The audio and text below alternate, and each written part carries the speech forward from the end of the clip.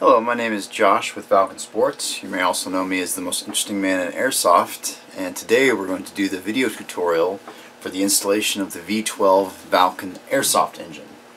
First we're going to go over some of the tools that we'll need for the installation.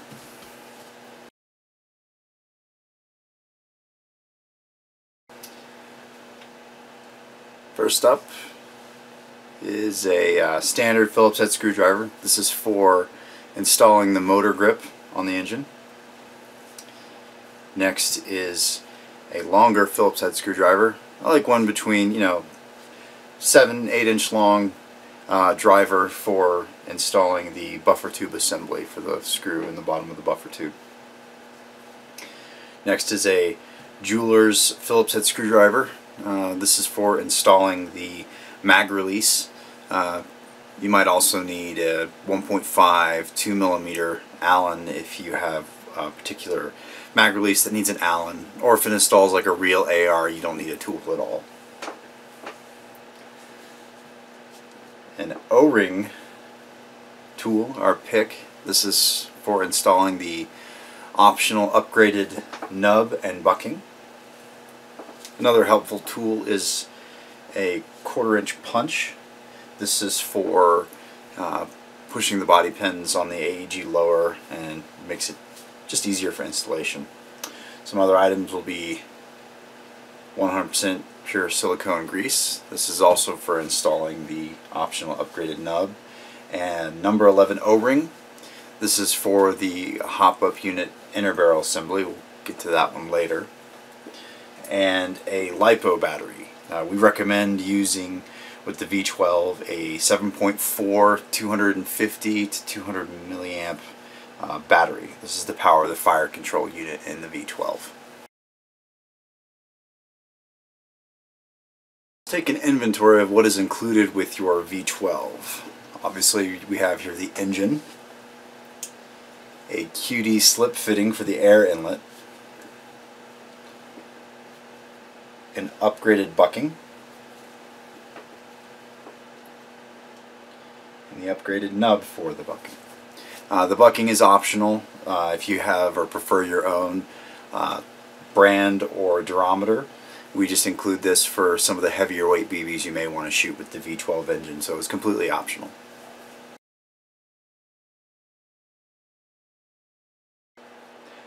Now to begin with the install. We will take your AEG lower. We're going to be using a CM16 combat machine lower for our installation today. We already have the motor, the gearbox, and the wiring harness already removed, so we'll start our installation from here. So you'll run the wire harness for the battery to the rear, and the air inlet into where the grip goes. The V12 should just drop right in. You shouldn't have to force it. Everything should just line up. You see that you can line up the body pin holes, which then now you can install the rear body pin. AEG bodies have a Flora pin, which goes in the small center hole here. With our V12, we designed it so that it is held in place with the rear body pin and the motor grip, so the Flora pin is not necessary. If you still want to install the Flora pin, you can. The small hole is also where you will view the LED indicator for the programming modes. If you were to install the pin, you could still see the LED splash down on the trigger, but that's optional and completely up to you. Now we can install the motor grip, just from the air inlet to the center of the motor grip. This is where a flashlight could come in handy for lining up the screws and the screwdriver in the grip, so you can look down in there and see what you're doing. And also, when you tighten down the screws, you just want to hand tighten them. You don't want to torque them down too hard, because then you run the risk of stripping the screws or snapping off the screw inside the engine, and that's never good. Now at this point, I like to test the fire control unit, make sure that the selector plate lines up properly and everything is functioning as the way it should. So now we'll take our LiPo battery and we'll connect it to the rear wiring harness. Now, when you test for your fire control, you want to make sure that when it's in safe and you pull the trigger that nothing happens. The solenoids aren't activating and it is indeed in safe mode. When you move it from safe to semi, you will see a red LED blink once. This indicates you are now in fire mode and you can now test it in semi. You should hear the solenoid activate for every one trigger pull. Now you can move it into auto, and when you hold down the trigger, you can hear the solenoids activate in a full auto mode. So now that that's passed, we can move on to the next step.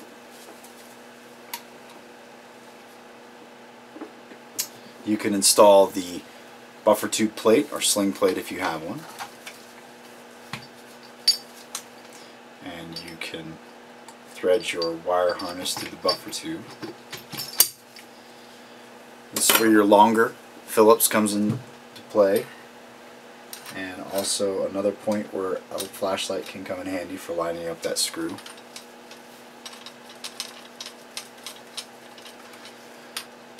And the same with the grip screws, just hand tight, no need to over tighten it. Now install the mag release.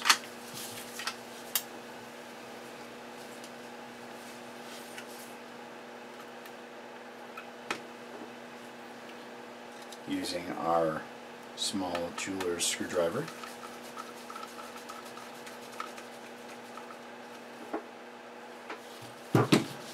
And now we have installed the engine and the lower AEG receiver. Now we can move on to the optional upgraded bucking and nub.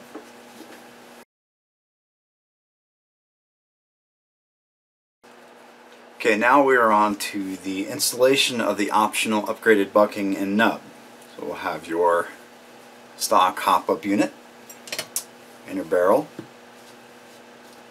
C retaining clip,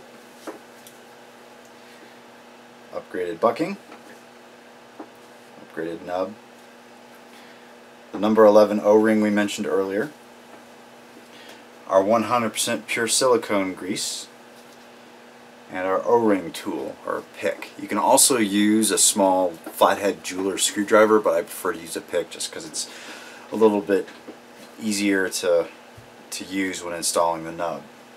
And what I like to do is I'll dip, just a little trick, I dip some of the grease, and the grease will hold the nub on the O-ring tool, and you can take your hop-up unit and drop your nub into the little recess designed for your hop-up nub.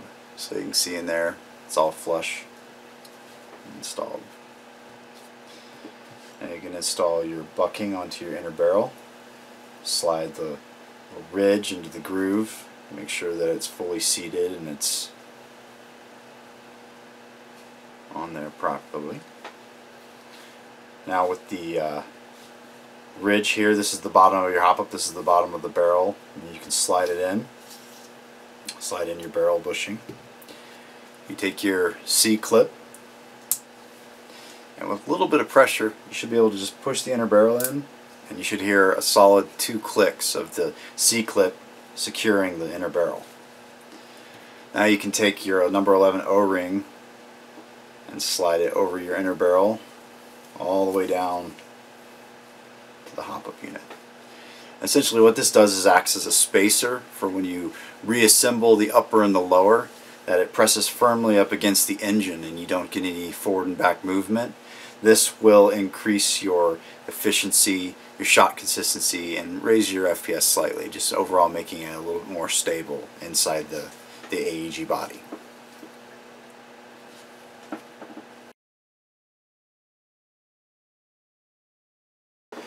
We can now reassemble the rifle.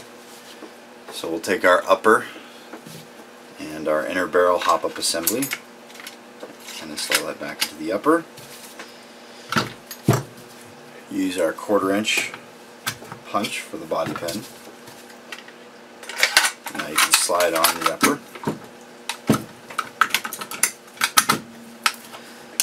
Front body pin should just press in.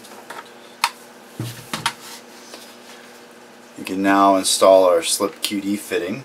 Should just be able to press it on with a little bit of pressure, and it has a shark bite fitting, so once it's installed it's secured to the air inlet. Go ahead and connect our LiPo battery.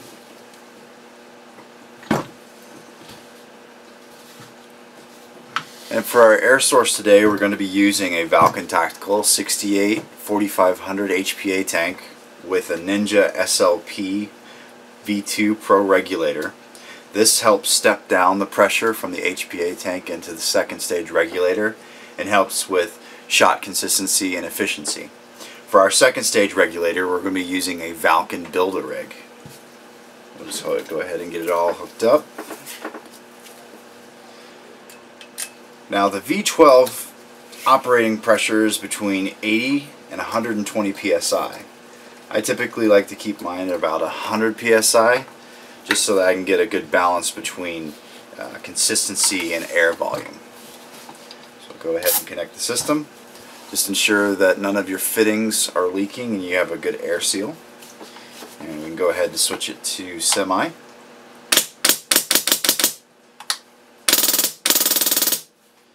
Alright, now your V12 is successfully installed, and now you're ready to take it to the range and dial in the hop-in. Thanks for watching.